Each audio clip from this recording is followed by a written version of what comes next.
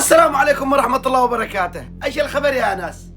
قالوا في بنت يمنية حبت اثيوبي وهربت لها مع اثيوبي.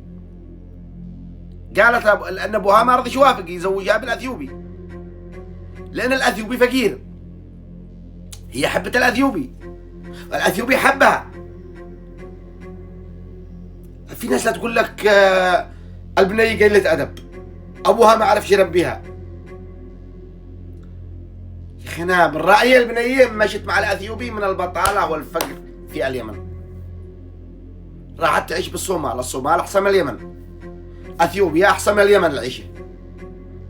اثيوبيا احسن من اليمن للامانة. لماذا اليمنيات لا يتزوجين الاثيوبيين والهنود والباكستانيين يدورون يعيشين؟ لماذا البنت اليمني لا ترفض اليمني؟